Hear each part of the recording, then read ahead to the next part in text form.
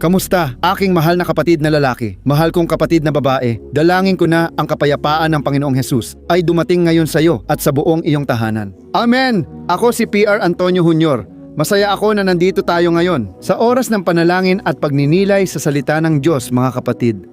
Naniniwala ako sa kapangyarihan ng panalangin. Seryoso, naniniwala ako dahil nakita ko na ang mga milagro sa buhay ko. Hindi lang isa o dalawa, kundi higit pa. Araw-araw tayong namumuhay na may himala. Gusto ko ring magkaroon ka ng pag-asa na ngayong araw, ang Espiritu Santo ay mangusap sa iyong puso. Mga kapatid, nagdarasal ako at humihingi ng mensahe sa Diyos. Ramdam ko ang malakas niyang paghipo sa puso ko. Na marami sa inyo ay nakakaramdam ng pagod sa mga laban ng araw-araw. Gigising ka na lang na pagod at parang may bigat sa balikat dahil hindi mo alam paano aayusin ang sunod-sunod na problema at mga bagay na naiipon sa buhay mo. Dito pumapasok ang pagod at kawalan ng gana. Nais kong maghatid ng mensahe ngayon na magbibigay sa iyo ng lakas ng loob at tapang. May pangako sa Salmo 30 versikulo 5 kung saan si Haring David, sabi niya, maaaring tumagal ng isang gabi ang pag-iyak, pero sa umaga dumarating ang kagalakan, purihin ang Diyos. Ibig sabihin, ang pag-iyak, ang pagdurusa, maaaring tumagal, maaaring maging matindi, maaaring mas tumagal pa kaysa sa inaakala mo. Pero ang pangako ay matatapos din ang pagdurusang ito, matatapos din ito. Dahil kapag dumating ang kagalakan, kasunod nito ang pagpapanumbalik ng Diyos at isang bagong landas na ihahanda niya para sa iyong buhay. At naaalala ko na, sa isang panahon ng buhay ko, dumadaan ako sa maraming pagsubok at wala akong lakas para manalangin. Mga kapatid, seryoso ito. Tumatawag ako gabi-gabi sa isang radyo program na pinakikinggan ko at humihiling, Diyos, gamitin mo ang lalaking ito para kausapin ako. At palagi siyang nagbibigay ng mensahe, isang salita ng pagninilay, at para sa akin, iyon ay isang kaaliwan. Alam mo, parang bukal sa gitna ng disyerto. Madalas may mga tao akong nasasalubong, saan man ako magpunta, minsan pa nga'y umiiyak sila. At sinasabi nila, Pastor, hindi mo alam kung gaano kahalaga ang sandaling ito ng panalangin sa buhay ko. Hindi mo maisip kung gaano ako pinalalakas ng Diyos sa pamamagitan ng mga panalangin. Mga kapatid, naalala ko ang isa pang pangako sa Biblia sa 2 Korinto Kabanata 1, kung saan sinabi ng Apostol Pablo na una, pinapalakas tayo ng Diyos sa lahat ng ating mga pagsubok para pagkatapos ay tayo naman ang magpalakas sa iba. Sa parehong kaaliwan na natanggap natin. Kaya, natutuwa ako na ganito ang ginagawa ng Diyos dito. Sa mga sandaling ito ng panalangin, sa panalangin sa umaga, sa panalangin sa gabi, maraming puso ang pinapalakas ng Diyos. Gamit ang kaaliwang una kong natanggap. Ang mensahe ko sa iyo ngayon ay tungkol sa pag-asa. Pero ipapaliwanag ko rin kung bakit minsan parang natatagalan ang Diyos kumilos. Naranasan mo na ba ito sa buhay mo? Sigurado akong oo. Kung isa kang tunay na Kristiyano, isang babae ng Diyos, isang lalaki ng Diyos, madalas mong nararanasan ang paghihintay, ang panahon ng tila pagkabagal ng Diyos. Protection ito para sa puso at buhay mo. Isipin mo kung gagawa ng kamangha-manghang bagay ang Diyos sa iyo. Magbigay tayo ng halimbawa. Isipin mong gagamitin ni Jesus ang buhay mo para pagalingin ang lahat ng may sakit at karamdaman. Kahit saan ka pumunta, ospital, kalsada, trabaho o bahay, nagsisimula kang gamitin ni Jesus para sa pagpapagaling at mga himala. Ngayon, tatanungin kita, kaya mo bang panindigan ang mga magiging bunga nito? Napag-isipan mo na ba yun? Si Jesus, mga kapatid, nagpapagaling ng tao, nagpapalayas ng demonyo, at gumagawa ng maraming himala. At mapapansin natin na si Jesus ay laging hinahanap ng mga tao. Hindi sila humihiwalay kay Jesus, sinusundan nila siya kahit saan siya magpunta. Maraming mga usisero, maraming mga taong may sariling interes. Maraming mga tao na naghahanap lang ng butas o pagkakamali na baka magawa niya. Mga kapatid, may tapang si Jesus na kayanin lahat iyon, hindi ba? At ang tanong ay, kaya rin kaya natin? Magkakaroon ba tayo ng pasensya para harapin ang napakaraming komplikadong tao? Kaya mga kapatid, iyan ang tanong para sa atin ngayon. Dahil mabuti ang Diyos, ibinibigay lang niya sa atin ang kaya nating tiisin. Mga kapatid, mahal tayo ng Diyos. At madalas, naghihintay siya. Pinapatagal niya ang mga biyaya. Iniaantala niya ito dahil gusto muna niyang ayusin ang puso mo, ang puso ko. Iyan ang inilagay ng Espiritu Santo sa puso ko ngayon. At ibabahagi ko sa iyo. Pero pag-isipan mo muna. Madalas, Masyado tayong nakatuon sa isang biyaya at nakakalimutan natin na bawat biyaya ay may kaakibat na responsibilidad. Kailangan nating maging mas matatag pa sa Diyos. Naalala ko minsan na sobra ang dasal ko. Hinihiling ko sa Diyos na bigyan ako ng ministeryo at gamitin ako sa buhay ng iba, na gumawa siya ng bagay sa pamamagitan ko. Mga kapatid, dinala ako ng Diyos sa disyerto na huling lugar na gusto natin puntahan. Akala natin sa luntiang pastulan niya tayo dadalhin, tulad sa Awit 23. Biglang dinala ako ng Diyos sa malaking disyerto. Ilang taon ng matinding pagsubok, parang walang umaayon sa paningin ko. Ako ay pastor ng kabataan at nag-aalaga sa kanila sa simbahan. Pero ayaw nilang makinig o pumunta sa simbahan. Mga kapatid, ang hirap talaga. Hindi ko man lang natipon ang kahit 5 o 10 kabataan. Madalas, habang nakikinig ako sa pangangaral at kumikilos ang Diyos sa akin, dumadaan ako sa mga pagsubok. Alam mo yon? Sa katunayan, may isang kasabihan ang kilalang mangangaral na si Charles Spurgeon, at sinabi niya na, tuwing gagamitin ng Diyos ang isang tao, una muna, binabasag muna niya ang taong iyon sa libu-libong piraso. Mga kapatid, eksaktong iyon ang nangyari sa akin. Matagal akong nagdusa, dumaan sa mga pagsubok at nakipaglaban. Katulad mo na nakikinig ngayon, naranasan mo rin ito at napakahirap ng panahong iyon. Pero sa parehong panahon, pinupuri ko ang Diyos dahil naging paaralan iyon ng Espiritu Santo sa buhay ko at naghanda sa akin para sa susunod na mangyayari. Salamat sa Diyos at biyaya ng Panginoon. Naabot na natin ang milyon-milyong tao dito sa channel dahil din sa iyo. Dahil kapag ibinabahagi mo ang panalangin ito, hinahayaan mong gamitin ka ng Diyos. Dahil maraming tao ang maaaring magkaroon ng access sa Ebanghelyo sa pamamagitan ng iyong buhay. Mga taong hindi pumupunta sa simbahan, mga taong walang access sa Biblia, hindi nila alam ang kahit ano tungkol sa Biblia. Kapag nagbahagi ka ng ganitong panalangin, kayang gawin ng Diyos at nais niyang magpanumbalik, magligtas at magpalaya ng tao. Amen. Gusto kong simulan ito ngayon, dala ang mahalagang aral. Pagkatapos, magdadasal tayo para sa iyong buhay at tahanan. Kamangha-mangha ang video natin ngayon, purihin ang Diyos. Kaya bago ang lahat, gusto ko lang hilingin na mag-subscribe ka sa aking channel. I-activate mo ang notification bell na lalabas dyan sa gilid para hindi mo ma-miss ang mga susunod na video na ilalagay ko. Piliin ang opsyong lahat para lahat ng video na ilalagay ko ay matatanggap mo sa cellphone mo. Tara na mga kapatid. Kapag tiningnan natin dito ang salita ng pre-aleve, alam mo yung isang tao na may respeto. Huwag magtanong, kaya may salitang pre-aleve. Premiers, 150. Ayun.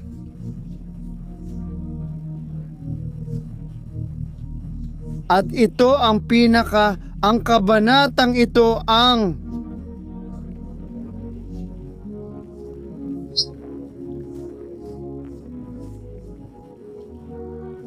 frustrado ako, parang walang epekto. Subok ako ng subok sa iba't ibang pinto. Nagsisimula ka sa relasyon, pero biglang hindi ka pinapansin ng iba.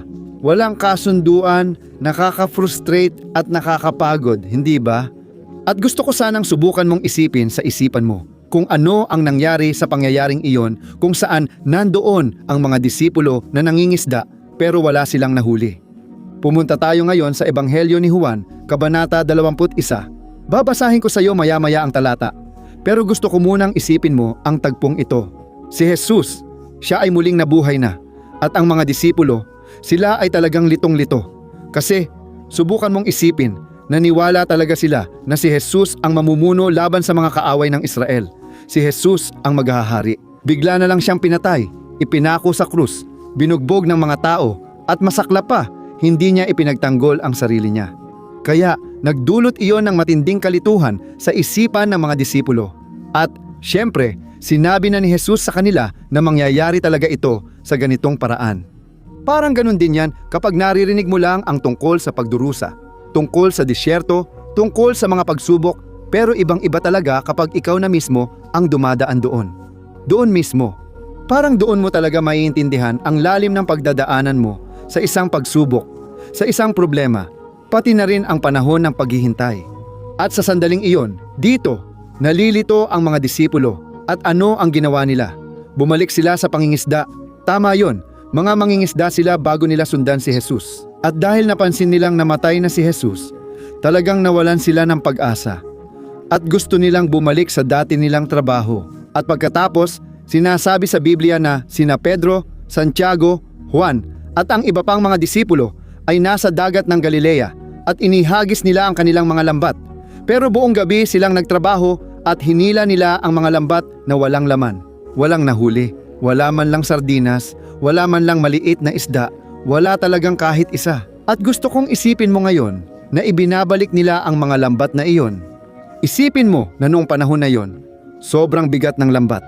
Kadalasan gawa ito sa lino o mga natural na hibla at kapag nababasa, lalo itong bumibigat. At nandoon sila, nagsusumikap, labis na malungkot at doon lumitaw si Jesus sa tabing dagat. Nang makita ng Apostol Juan na si Jesus iyon, sumigaw siya, siya ang Panginoon. At agad-agad tumalon si Pedro mula sa bangka papunta kay Jesus. Pero hindi nakilala ng mga disipulo na si Jesus iyon dahil malayo siya. At pagkatapos si Jesus, nagbigay siya ng utos sa mga disipulo at sinabi niya, ihulog ninyo ang lambat sa kanang bahagi. At sumunod naman sila. Alam niyo ba mga kapatid, may nangyaring kamanghamanghang himala. Ngayon, gusto kong ibahagi ang isang pananaw na baka hindi niyo napansin.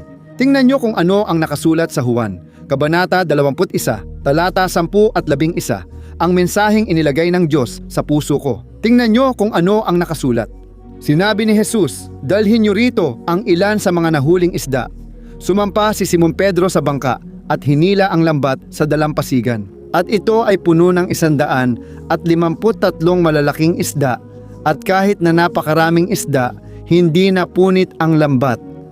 Tingnan niyo ito mga kapatid, napaka-interesante. Naniniwala ako na ang Espiritu Santo ay mangungusap sa ating puso sa pamamagitan ng isang detalye na nasa tekstong ito. Kasi ang Biblia ay nagbigay ng eksaktong bilang. Pakinggan nyo, 153 isda. Sabi pa ng Biblia, hindi lang basta maliliit, kundi malalaking isda talaga ang mga iyon. At may isa pang mas mahalagang detalye. Sinasabi ng Biblia na kahit na napakaraming isda, hindi napunit ang lambat. Luwalhati sa Diyos, amen kapatid. Ikaw, napag-isipan mo na ba kung bakit binigyang diin ni Apostol Juan na siya ang sumulat ng tekstong ito? Gusto kong ibigay agad ang sagot. Alam ng kahit sinong mangingisda noon na ang makahuli ng 153 malalaking isda nang sabay-sabay, siguradong mapupunit ang lambat. Mga kapatid, sobrang bigat noon. Napakabigat talaga at tiyak na malaki ang tensyon sa mga lubid. At kung tutuusin, hindi kakayanin ng lambat yon. At alam mo kung bakit ko sinasabi to dito. Kasi lahat ng tao gustong makahuli ng maraming isda. Ibig sabihin, marami sa atin ang gustong makakuha ng malalaking biyaya, malalaking bagay na gagawin ng Diyos sa ating buhay. Pero hindi natin napapansin na kung wala tayong matibay na pundasyon, mapupunit ang lambat. Unawain mo ito dahil ang banal na espiritu ang nagsasalita. Baka nakikita mo lang ang tekstong ito at ang malaking himalang ginawa ng Diyos na talaga namang kamangha-mangha. Isipin mo, buong gabi ang pag-iyak, pero sa umaga dumarating ang kagalakan. Hindi ko alam kung gaano nakatagal ang iyong pag-iyak. Hindi ko rin alam kung gaano nakatagal ang iyong paglalakbay sa disyerto. Nandito ako para sabihin sa iyo, titigil din ang pag-iyak mo. Tatapusin ng Diyos ang sakit mo. Totoo, may pangako sa awit 34:11 na nagsasabing maraming paghihirap ang matuwid. Ibig sabihin ang mga lumalakad kasama ang Diyos. Ngunit inililigtas siya ng Panginoon sa lahat ng iyon. Ibig sabihin, ililigtas ka ng Diyos sa lahat ng iyong mga paghihirap. Nais kong hilingin sa Diyos na bigyan ka ng gabay, kaaliwan, pagdamay, at lalo na ng pananampalataya para makaalis ka sa sitwasyon ng pagiging pesimista, para tumigil ka na sa pagsasalita at pag-iisip na palaging magkakamali ang lahat. Mga kapatid, walang ginagawa ang Diyos nang walang dahilan. At kahit ang mga salita sa Biblia ay hindi naisulat doon ng basta-basta lang. Kung binigyang diin ni Apostol Juan na nahuli nila ang 153 malalaking isda at hindi napunit ang lambat. Sabi ng Diyos, kapag nagpapadala ako ng biyaya, kailangang matiyak kong kaya itong suportahan at tiisin ng estruktura. At marahil iniisip mo dyan, Pastor, pero ano ba ito, Pastor? Ano ba ang estrukturang ito mga kapatid? Ito ay emosyonal at pinansyal na estruktura. Kakayahan mong gawin ang mga nais ng Diyos sa buhay mo. Kalusugan sa pag-iisip at malapit na relasyon sa Diyos. Maraming tao mga kapatid ang nagnanais umasenso sa pananalapi. Kung hindi sumabay ang paglago ng espiritual mong buhay sa pinansyal na pagpapala, maaaring maligaw ka o lumayo sa Panginoon. Sinabi ni Apostol Pablo na marami dahil sa kagustuhang yumaman ay nahulog sa maraming bitag at pinahirapan ang kanilang sarili ng matinding pagdurusa. At marami pa nga ang naligaw sa pananampalataya. Kaya lumapit ka sa Diyos habang may mga pagpapala dahil kung hindi mo kakayanin.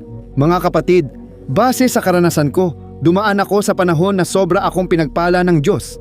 Ngunit naging kampante ako. Kapag tumigil kang magdasal, titigil ka na ring magbasa ng Biblia. At sa huli, hindi ka na rin tutulong sa simbahan. Naging magulo ang buhay ko ng mga 2 o 3 buwan. Parang walang nangyari o nagbunga. Sa totoo lang, tinatawag lang pala ng Diyos ang atensyon ko. Kailangan kong itama ang puso ko para sa mga inihanda ng Diyos, para sa akin, amen, para sa buhay ko. At minsan ikaw dyan, nagdarasal ka, Diyos, gusto kong umunlad sa buhay. Gusto kong kumita ng doble sa kinikita ko ngayon. Gusto kong makuha ang promosyon na yon sa trabaho. Pero mga kapatid, alam ng Diyos ang ating kinabukasan at tinitingnan ang ating puso. Napapansin niya na kadalasan pag uwi natin, pagod na pagod tayo. Wala na tayong pasensya sa mga anak natin. Wala na tayong tiyaga na magbasa ng Biblia, magdasal. Kasi sobrang balisa na tayo. Kung ibibigay ng Diyos ang biyayang ito ngayon, mapupunit ang lambat na, sa totoo lang, ay ang ating sariling buhay. Mga kapatid, mahal tayo ng Diyos at alam niya kung paano tayo biyayaan. Palagi kong sinasabi na ang Diyos ay nagbibigay ng biyaya dahan-dahan. Dahil kung sabay-sabay niya itong ibibigay, hindi natin ito kakayanin. Mga kapatid, seryoso, pwede tayong maging mayabang o mapagmataas. Minsan iniisip nating mas magaling tayo sa iba at sapat na tayo sa sarili, kaya akala natin hindi na natin kailangan ang Diyos. Kapag tiningnan natin ang kasaysayan ng Israel, kapag tiningnan natin sa lumang tipan, nakikita natin na nangyayari ito. Maraming beses, dumadaan ang mga tao sa mga pagsubok, tapos hinahanap nila ang Diyos, humihingi sila ng gabay at ginagamit ng Diyos ang propeta. Pero bigla, unti-unting gumaganda ang mga bagay-bagay. Kapag gumaganda na, sandali lang ang lumilipas, bumabalik na naman ang mga tao sa paggawa ng ilang kasalanan, bumabalik sila sa kanilang dating gawi. Kailangan agad isara ng Diyos ang langit para sa mga taong iyon. Kaya, huwag mong isipin na, Pastor, handa na ako. Pastor, sigurado ako na handa na akong tumanggap ng mga kapatid. Iyan ay Diyos lang ang makakasagot. Amen. Ngayon, titingnan natin ang isang halimbawa sa lumang tipan kung saan muntik nang mapunit ang lambat. Sa buhay ng isa sa mga pinakadakilang tao ng Diyos, si Moises, ang taong nakikipag-usap sa Diyos ng harapan. Naaalala mo siya. Si Moises ay may tawag at pagpapahid mula sa Diyos at ginamit ang kapangyarihan ng Diyos para sa mga himala sa kanyang buhay. Pero mga kapatid, magulo ang buhay niya at hindi niya alam pamahalaan ang maraming bagay. Tingnan ninyo ang nangyari doon. Sa Exodo, Kabanata 18, ikukwento ko ng detalyado at pinaikli para maintindihan mo. Ikinuwento sa Biblia na ang biyena ni Moises, na si Jethro, isang araw ay bumisita sa kanya sa disyerto. Mga kapatid, si Jethro ay isang matalinong lalaking may maraming karanasan at mas nakatatanda. At nang mapansin niya na si Moises ay nakaupo buong araw, mula umaga hanggang gabi, tinatanggap ang mga tao. Agad niyang napansin na may mali. Mga kapatid, si Moises, siya ang hukom ng mga tao. Siya ang tagapayo, siya ang pastol, siya ang tagapamahala at lahat ng ito ay ginagawa niya mag-isa. Tama iyon. Walang tumutulong kay Moises, kaya mahaba ang pila ng mga tao para siya ang lumutas ng lahat ng problema. Nang mapansin iyon ng biyenan niya, agad siyang lumapit kay Moises. Tingnan mo kung ano ang sinabi niya kay Moises. Doon sa Exodo, Kabanata 18, talata 17 at talata 18, pakinggan mong mabuti kung ano ang nakasulat. At makikita mo na si Moises, ginagawa niya ang gawain ng Diyos, buong puso, may mabuting intensyon, pero mali ang paraan ng kanyang ginagawa. Ganito ang sabi ng Biblia, sinabi ng biyenan ni Moises sa kanya, Moises, hindi maganda ang ginagawa mo. Tiyak na mapapagod ka, pati na rin ang mga taong kasama mo. Masyado itong mabigat, hindi mo kayang gawin lahat mag-isa. Tingnan ninyo ito mga kapatid. Sinabi ng biyenan ni Moises sa kanya, Moises, hindi maganda ang ginagawa mo. Ibig sabihin, hindi sinabi ng biyenan niya na kasalanan o gawa ng demonyo ang ginagawa niya. kundi hindi lang maganda at hindi kayang panatilihin. Banat na ang lambat ni Moises, at kung tuloy-tuloy ito, maaaring ma-burnout siya. Sa ngayon, burnout ang tawag dito. Ito ay kapag labis na ang stress at pagod ng tao na nawawala na siya ng lakas para sa anumang bagay. Ang simpleng pagbangon niya mula sa kama, ang paggawa ng maliliit na bagay sa araw-araw, parang napakalaking gawain na. Bakit nga ba? Dahil umabot na siya sa sukdulan, hindi na niya kayang gumawa pa ng kahit ano. Naiintindihan mo? Para siyang posporo na nagamit at naupos na. Sobrang pagod na ang tao. As in, ubos na siya. Kung hindi niya itigil ang ginagawa para makapagpahinga at mag-relax, baka kailanganin pa niyang magpunta sa psychologist o psychiatrist. Mga kapatid, pwedeng gamitin ng Diyos ang mga doktor at tao para pagpalain tayo dahil siya ang nagbibigay ng karunungan. Kaya, huwag matakot mag-open sa iba. Hindi ito kakulangan ng pananampalataya sa mundo ngayon na nagmamadali tayong kumita para sa bahay. Sa dami ng social media, sa dami ng impormasyon, maraming tao ang talagang napapagod na. At kaya, sinabi rin ng biyenan ni Moises, Moises, mapapagod ka at mabibigo ang mga tao. Pagod na ang mga tao sa mahabang pila. Nagpayo siya kay Moises na pumili ng may kakayahan at matutong magdelegado para maibsan ang bigat ng gawain. At marahil ikaw ay nakikinig sa akin dito at nagtatanong ka, pero, Pastor, ano bang kinalaman ng kwento ni Moises sa pangingisda ng mga disipulo? Mga kapatid, may kinalaman lahat dahil pareho sa Eksodo at sa Ebanghelyo ni Juan, itinuturo sa atin ng Diyos na kapag dumating ang himala, kapag nagsimulang gamitin tayo ng Diyos, kapag dumating ang biyaya sa ating buhay, kailangan nating kayanin, kailangan nating tiisin ang mga bunga nito. Isipin mo, kamangha-mangha ang ministeryo ni Moises. Ginamit siya ng Diyos para ipadala ang mga salot sa Ehipto. Pero, mga kapatid, lahat ng iyon ay may naging bunga. Napakaraming tao sa disyerto. Sabi ng mga eskolar at mga teologo, humigit kumulang 2 milyong tao o higit pa iyon. Subukang isipin, imposibleng kayanin, hindi kayang tiisin ng tao ang lahat ng iyon. At maging si Jesus. Madalas siyang mapagod.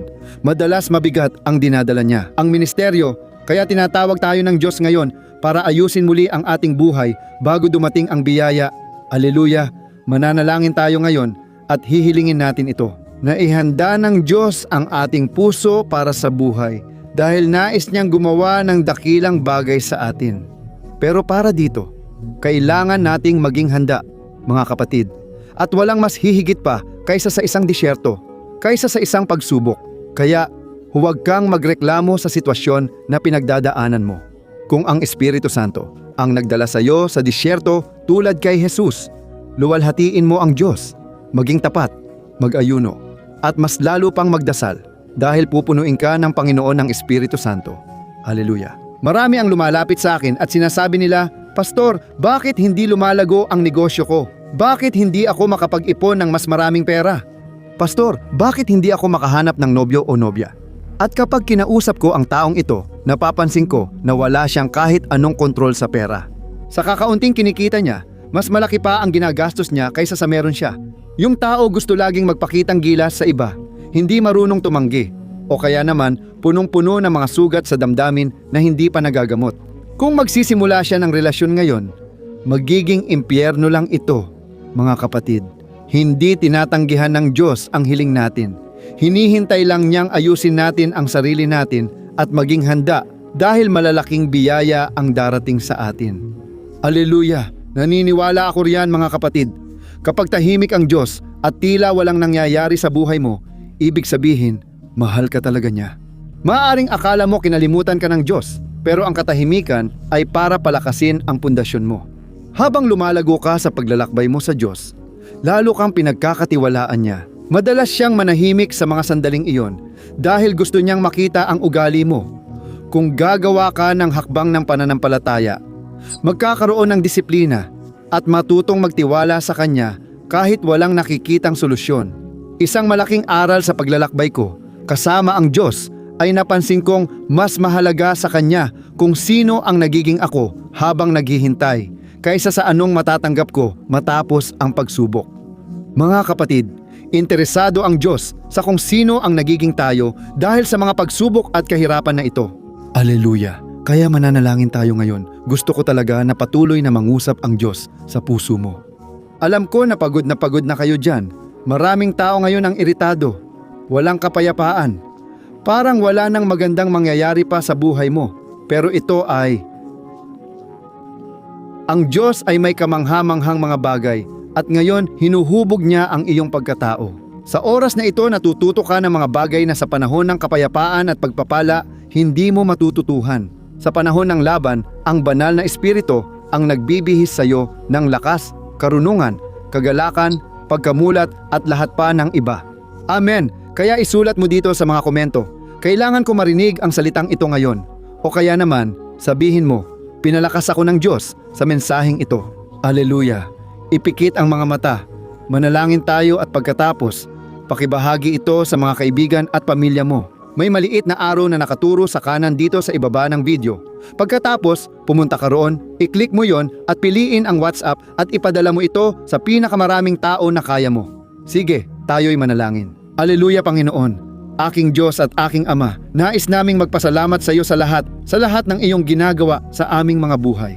Oh, aking Diyos, salamat po sa sandaling ito ng panalangin. Ito ang sandali na ikaw ang nagbibigay lakas sa amin. O Panginoon, nais kitang purihin dahil ikaw ang may-ari ng aming buhay, ikaw ang aming pastol at wala kaming kakailanganin. Salamat Panginoon sa hangin na nilalanghap namin, sa espiritual na pagkain, at sa mga pagliligtas na di nakita ng aming mga mata, ngunit ikaw ang kumilos sa paligid.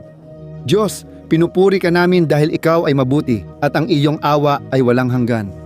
Panginoon, iniaalay ko ang buhay ng iyong anak na lalaki at babae na nakikinig sa panalangin na ito. Alam mo ang puso nila. Alam mo, Ama ko, kung ilang beses nang nanalangin ang taong ito na humihiling ng himala, humihiling ng probisyon, humihiling ng mga malalaking isda, malalaking biyaya. Ngunit ngayon, Panginoon, kami ay naharap sa iyong salita at naunawaan namin na ang mahalaga sa iyo ay ang aming pundasyon, ang aming puso, ang kung ano ang mangyayari pagkatapos ng lahat. Ama ko, humihingi ako ng tawad sa iyo para sa lahat ng pagkakabigo namin sa sarili, sa ngalan ng bawat tao rito. Patawarin mo po kami, Panginoon, kapag hinayaan naming lamunin kami ng pagkabalisa, kapag palagi kaming nagmamadali at tumatakbo kung saan-saan. Wala kaming oras para sa iyo, wala kaming oras para magpahinga. Tinatrato namin ang aming katawan at isipan ng basta-basta. O Panginoon, patawarin mo po kami, Ama. Dahil madalas naming iniisip na mas mahalaga ang biyaya kaysa sa nagpapala, Panginoon. Ang aming kakulangan sa organisasyon at karunungan, pati ang katigasan ng ulo sa pagdadala ng pasaning, hindi ninyo ibinigay, Panginoon. Ako'y nananalangin ngayon, aking Ama. Tinataboy ko ang lahat ng masamang espiritu, lahat ng espiritu ng pagod, ng pisikal at mental na pagkaubos. Itinataboy ko ang lahat ng pang-aapi ng dyablo sa mga taong ito. Sa pangalan ni Jesus, sinasabi kong hindi sa lahat ng pagkabalisa, lahat ng hindi makatulog, sa lahat ng sindrom ng pagkataranta at tensyon na sinusubukang sirain ang buhay ng taong ito. Panginoon, dalawin mo ngayon, Ama ko, ang mga emosyon, ang nervous system. Dalhin mo ang kapayapaan, Panginoon. Ipatong mo ang iyong kamay sa dibdib ng lalaki at babae. Alisin mo ang kawalan ng kapayapaan at pag-asa at dalhin, Panginoong Jesus, ang iyong kapayapaang lampas sa pangunawa. Saan man may pagdurusa, kalungkutan at kawalang pag-asa. Panginoong Jesus, hinihiling naming tapusin mo na ito ngayon. Ama, bigyan mo ng karunungan ang lalaking ito, babaeng ito, upang matutunan nilang magsalita sa tamang panahon. At bigyan mo rin kami ng karunungan para mapamahalaan namin ang oras, pera at relasyon. Ihanda mo kami, Panginoon, hubugin sa apoy. Alam kong ginagawa mo ito, Ama, ngunit hinihiling kong patatagin mo pa kami. Ama ko, hinihiling kong bigyan kami ng lakas. Kausapin mo kami, Ama, Diyos, at ipagpatuloy mong pangaralan ang aming puso. Panginoon, ilang tao. Hinlalaki, oras na para sa iyo. Panginoon, maging mas magiliw, ikaw sa iyong karera, Ander.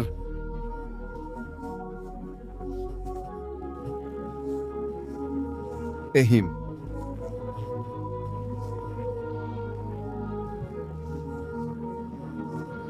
Ang ating buhay, o aking mahal, minamahal, ikaw na nakikinig pa rin. Ramdam ko sa puso ko na marami sa inyo ang gagawa ng tipan kay Jesus. Ngayon, nais kong ikaw na hindi pa nanalangin o nag-alay ng buhay kay Jesus ay gawin ang panalangin ito. Ngayon, sabihin mo lang ng taos puso ang mga salitang sasabihin ko at ulitin ito. Ayos lang, dahil alam niya ang nilalaman ng iyong puso. Sabihin mo ito, O Panginoong Jesus, iniaalay ko ang aking buhay sa iyong mga kamay. Patawarin mo ako, Jesus, sa lahat ng aking mga kasalanan. Baguhin mo ako at iligtas mo ako. Naniniwala ako na namatay ka sa krus sa aking lugar at tinatanggap kita bilang aking tanging Panginoon at tagapagligtas, Jesus. Naniniwala ako na pinatawad mo ako ngayon. Naniniwala ako na iniligtas mo ako, Panginoon. Hinihiling ko, isulat mo ang aking pangalan sa aklat ng buhay. Pagpalain mo ako at tulungan akong maging tapat at matatag sa iyong landas hanggang sa huling araw ng aking buhay. Sa pangalan ni Jesus, Amen o Panginoon. Inilalagay ko sa harap mo, Ama, ang buhay ng lalaking ito at ng babaeng ito. Nagdasal sila, Ama, ng buong puso. Nabigyan mo sila ng lakas. Palibutan mo sila ng iyong mga anghel, Ama, sa paligid nila at ng kanilang tahanan. Na ikaw, Panginoon, aking Ama, ang magdala ng kalayaan, kaligtasan at kagalingan sa pamamagitan ng iyong salita, na lahat ng nakarinig ng mensaheng ito ngayon ay umalis na nabago at madama, Ama, ang iyong kapayapaan, lakas at kagalakan. At higit sa lahat na magkaroon sila ng pananampalataya kahit sa harap ng mga imposibilidad, kahit sa harap ng mga hadlang, na maipahayag nila na si Jesus ang Panginoon ng kanilang buhay at na sila ay higit pa sa mga nagtagumpay.